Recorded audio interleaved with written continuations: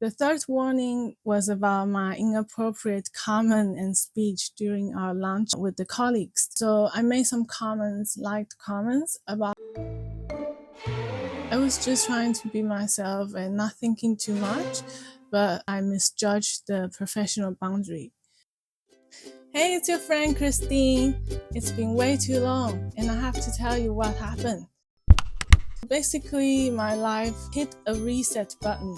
You know that glorious corporate recruiter job that looks amazing on LinkedIn and resume? Behind the scenes, I was a disaster. To tell you the story, in just 3 months, I received 3 official warnings from the company. 3! You'd think they would kick me out already. Basically, I was paralyzed. I spent weekends just staring at the ceilings, replaying my mistakes, having this non-stop nightmare of what if I mess up again. In this video, I will share what I learned from these 3 mistakes and how these 3 mistakes forced me to ask the questions I've been avoiding all my life for 33 years.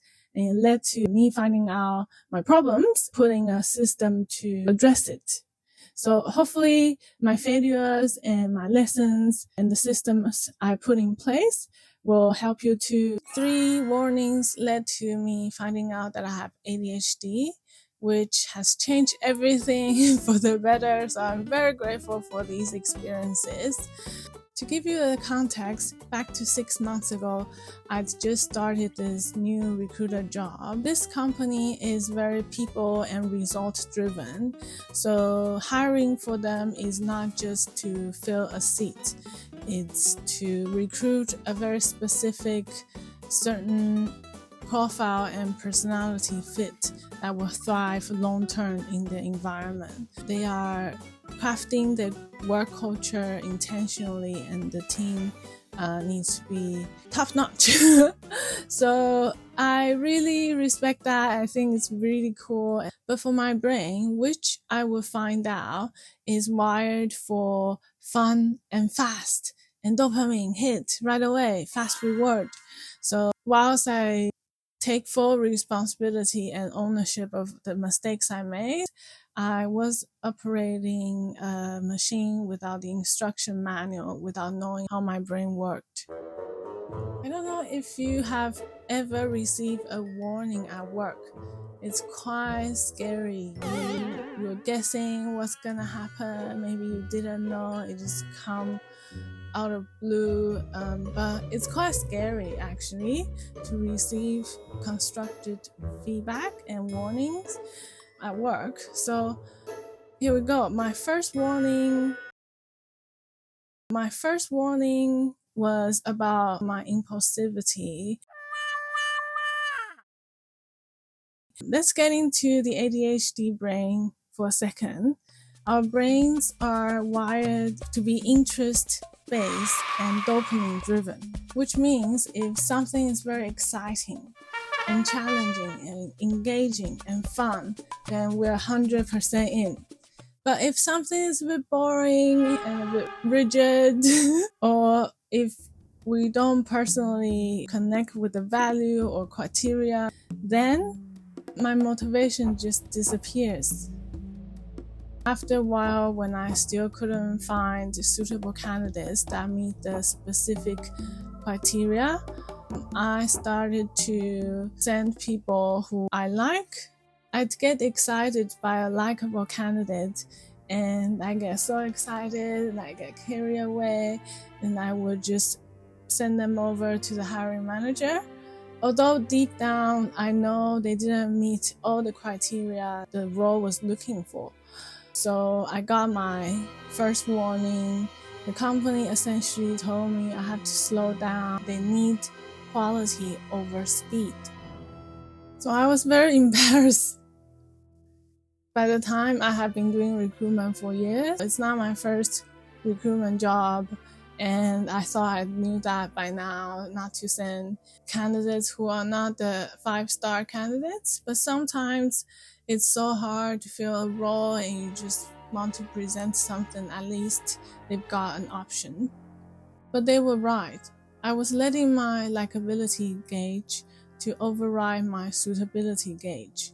And to be a professional recruiter, you don't just send someone through because they are likable. You have to really think about if they will be suitable for the job. Learning from this mistake, I built a system. I built a cooling down buffer system.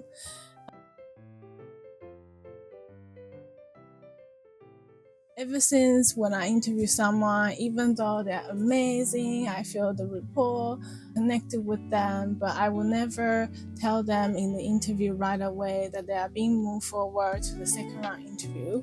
Instead, I will walk away, make a cup of coffee, go for lunch break, cool down and have a think and check the candidates against the written requirements for the job.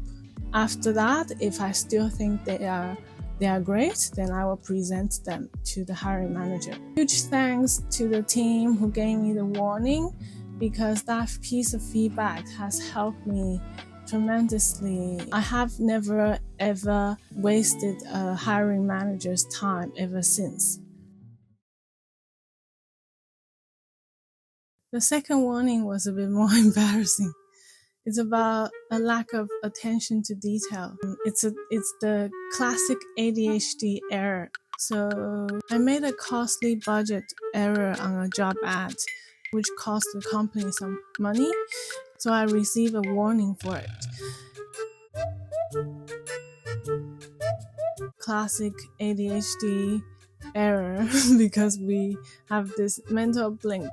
It means that when we rush something, our brain skips through small details.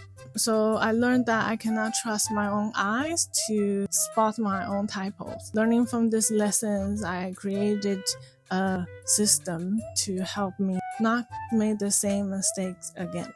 I built a triple check protocol, which is firstly, when I post the ad, I have a physical checklist that forces me to tick and check every settings.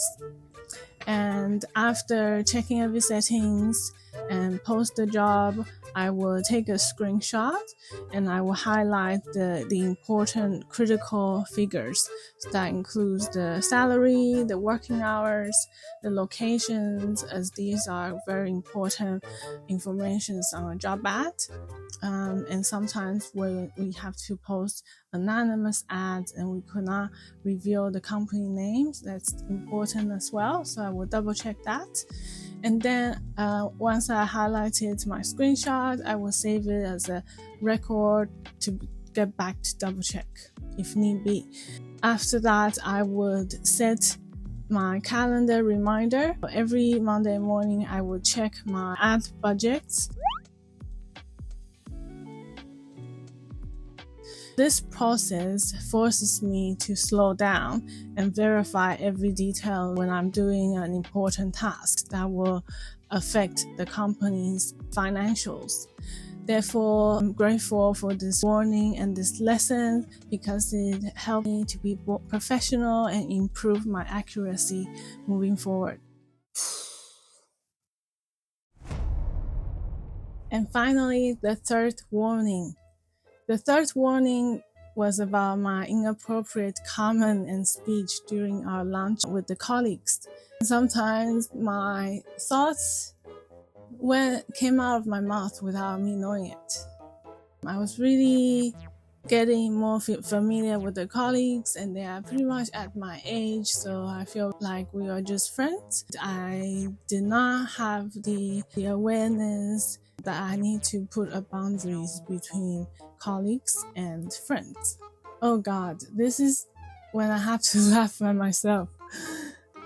I'm 33 and apparently I'm still learning the professional social boundaries. So sometimes my brain runs ahead of my mouth and I tend to blurt things out without thinking about the social context.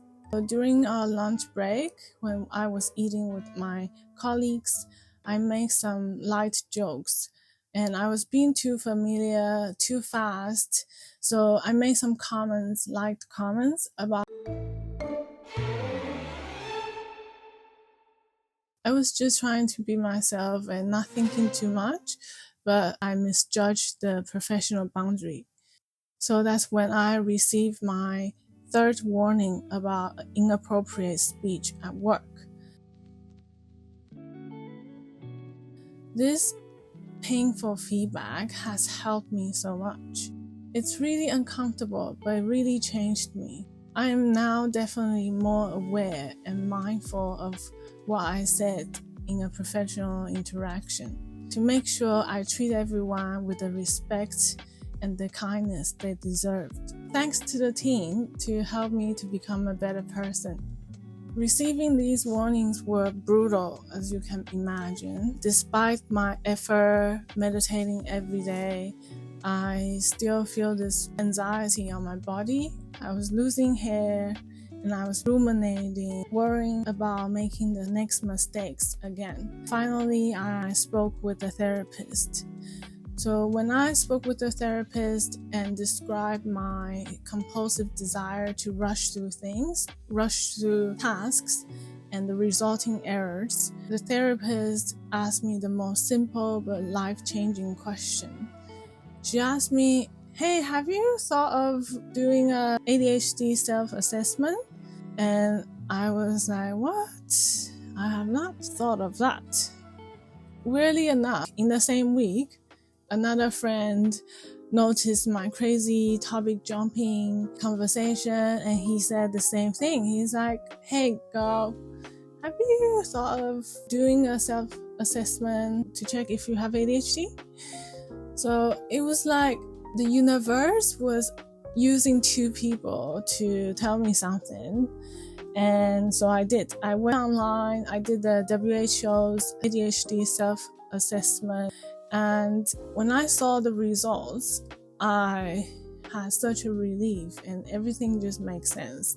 Of course, I watched YouTube videos and I saw Mel Robbins' video about her very relatable experience as well, which I will play here. I personally believe, as I sit here and I look back on my life, I'm now 53 years old. I was diagnosed with ADHD late at the age of 47, 6 years ago. I look back on my life and I know that I would not have struggled with anxiety the way that I did had I been properly diagnosed, medicated, and treated for ADHD when I was little. Full stop. And if you are interested to see the whole video, I will link her video down below as well. It really helped me to step outside of my comfort zone and went into the hospital and get a diagnosis. In Taiwan, going to the mental hospital is pretty scary. And usually people has a stigma, like my mom was saying, "You need to go into mental hospital to get a diagnosis." Anyway, so I went for the half-day exam and interview with a specialist, and I got my report back. Very high score in attentive ADHD. When I received my diagnosis, even my own mom, at first would not believe it. So like many people in her generation, she still thought ADHD is a disease or it's just bad behavior. You're misbehaving, you don't remember things, you forget this and that, disorganized, not paying attention. ADHD is highly genetic. So after reading her these symptoms, she realized she might have it too. That's when generational healing started for us. We shifted the story from disease to difference.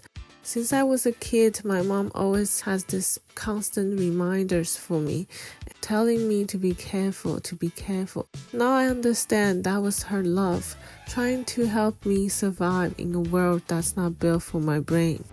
This wasn't just about healing myself, it's also about healing my family. This diagnosis gave us the permission to drop our professions and be kind to each other and to relate to each other. Many ADHDers learn to mask their imperfections from their growing up. So we get very sensitive and we might suffer from anxiety, depression, or OCD as a coping mechanism. Now the mask is coming off. The real intentional journey starts here. With that clarity, I started to take Ritalin for work and utilize some powerful occupational therapy movement to support me. And shout out to my amazing OT, Yvonne. She's so amazing and patient. If anyone is interested, I can make a video about the occupational therapy movement that really helped me to ground my ADHD brain. But even with all that support, my brain still could not keep up with the high-speed corporate rhythm and the aggressive performance management targets. So the company and I kindly mutually agreed that my brain and the company's pace won't be a sustainable long-term fit.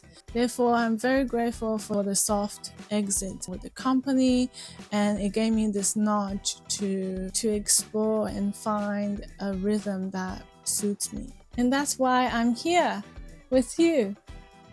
I want to find out what a creative and successful life could be possible outside of the typical 9-to-5 rat race. If any of this resonates with you, being positivity, dopamine chase, the desire to be free, the anxiety, and the feeling that you're a bit different, let's figure out a slow, soulful way of living together. Thanks for listening. Take care of yourself, and I'll see you in the next video.